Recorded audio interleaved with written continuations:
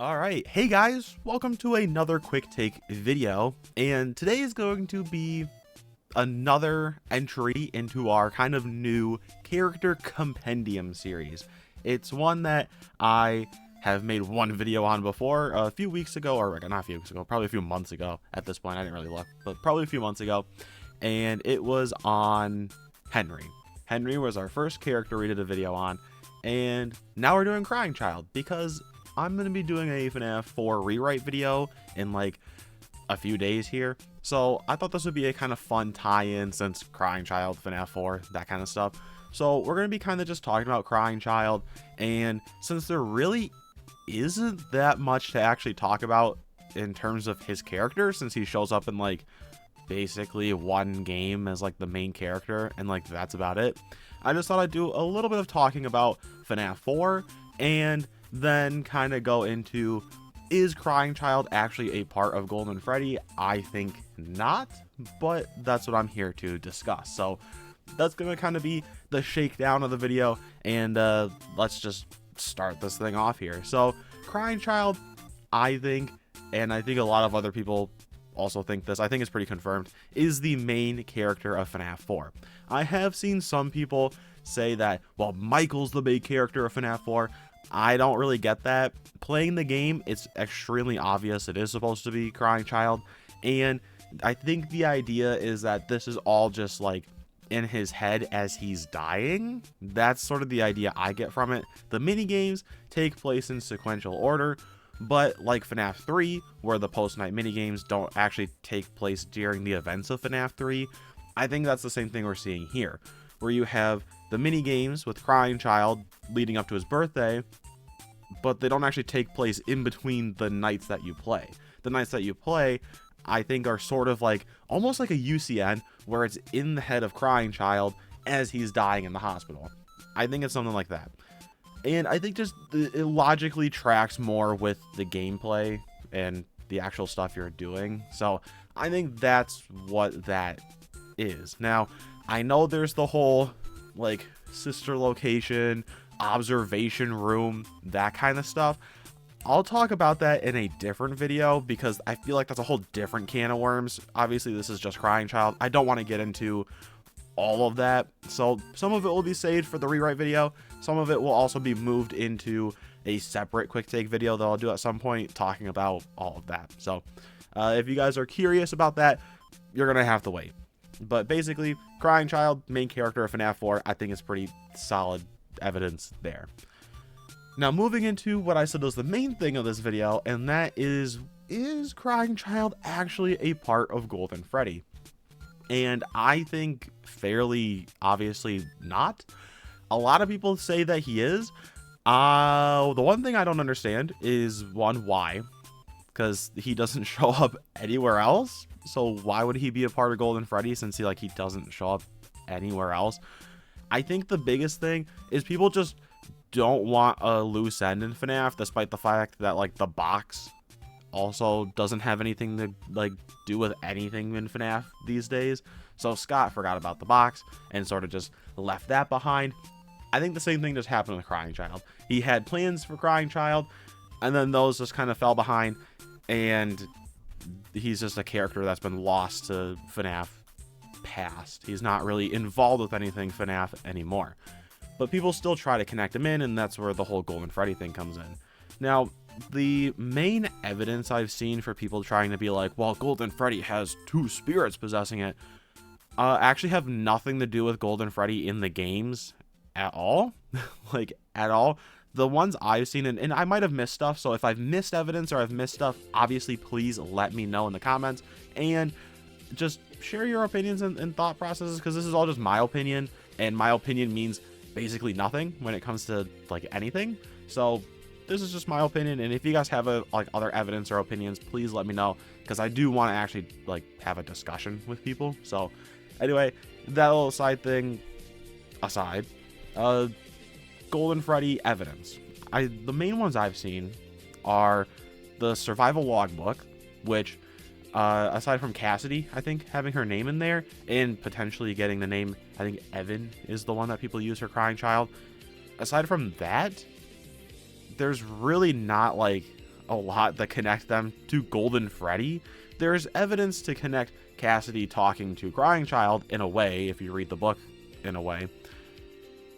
But there's no evidence that it's Golden Freddy related, at least none that I have seen. So they're talking in the book, but the last time I checked, Golden Freddy isn't a book. So I don't know how that all works. And then Michael's kind of just in there, but whatever. So a book is evidence, apparently. And then other evidence is the Stitch Wraith. I remember that being big, about how two spirits can possess the same animatronic, despite the fact that these same people claiming that also believed in Molten MCI, which would already have proved that more spirits can possess the same animatronic. So I don't know why the Stitch Wraith was thrown in here at all. The Stitch Wraith is honestly like just null evidence because it doesn't need to be here. It's useless evidence that doesn't do anything. So I don't know why people brought that up as evidence back in the day. I don't see it circulating around too much now, but I remember that being big back when the books were coming out, the Fazbear Fights books. So that was some evidence that I've seen. That's honestly really just about it. I don't really see much else out there in terms of like huge, strong pieces of evidence. I think the craziest one, not the craziest one. I'm trying to think of a good way to word it. Not weirdest. I don't have a good way to word it. The strangest, we'll say, piece of evidence that I've seen is people just assuming that Crying Child went on to possess Fredbear / Golden Freddy. I've seen so many people bring up, well, at the end of FNAF 4, he gets chomped by Fredbear, and I just assumed that he possessed Golden Freddy.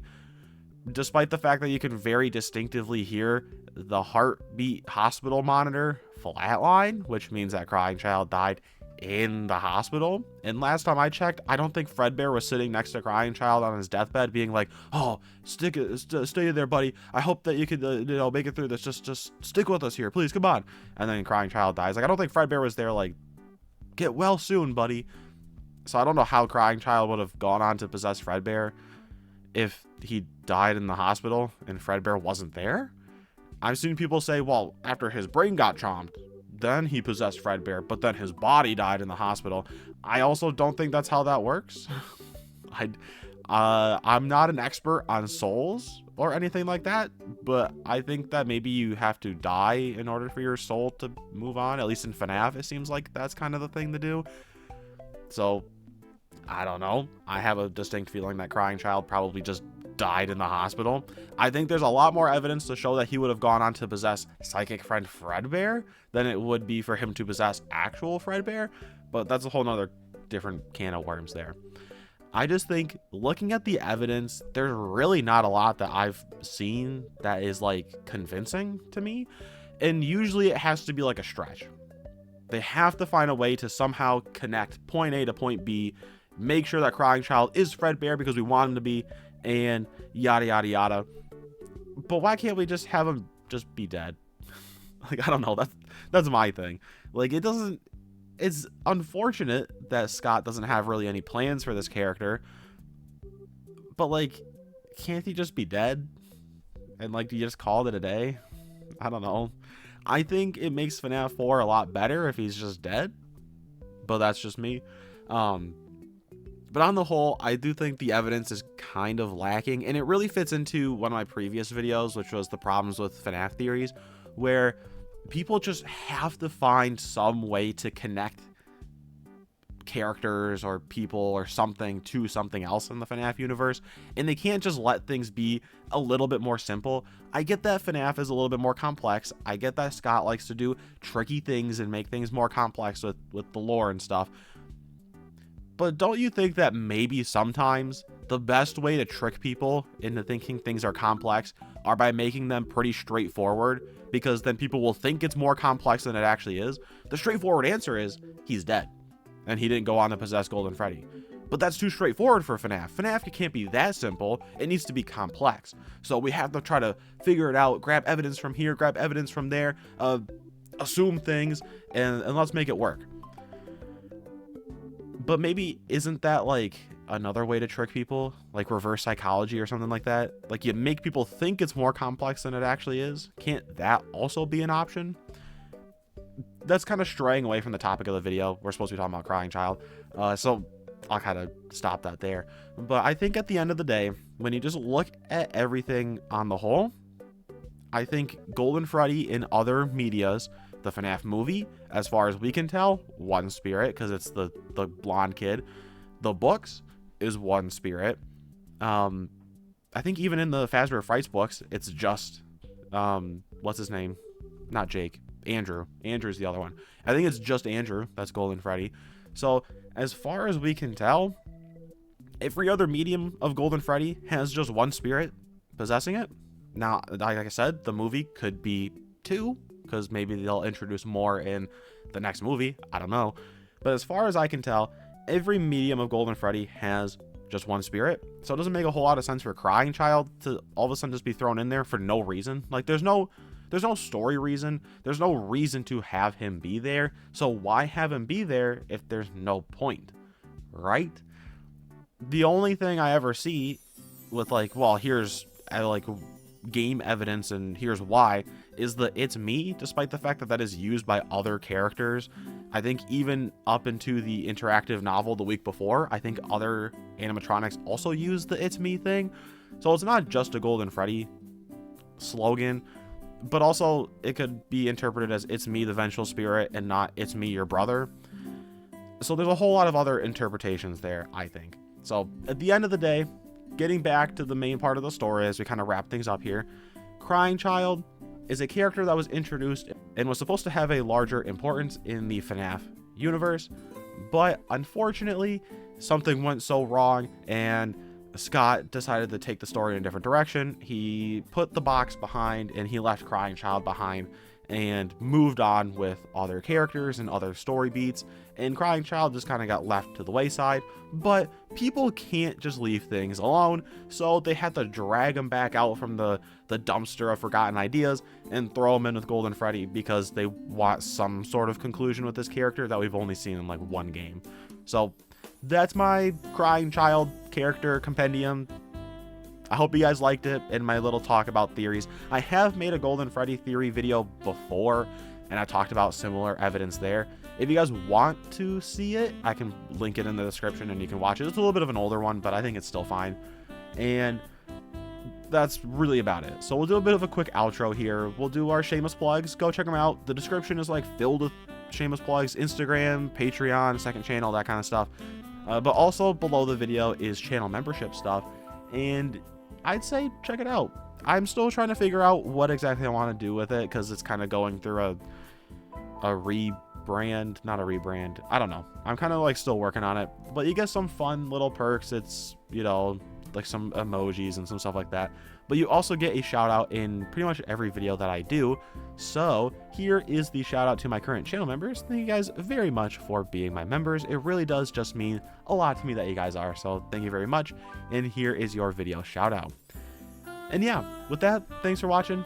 I hope that you enjoyed the video. And for your questions of the day, question number 1, what do you think of Crying Child in the FNAF universe? Do you think he is Golden Freddy? Do you think he's something else? Do you think he's just dead? What do you think of Crying Child? And for your second question, I don't really have a second question. So how are you doing? How's your day? How's your week? How's your life going? That's your second question. Answer both of those down below if you made it this far in the video. And with that, I will see you in the next one. Adios.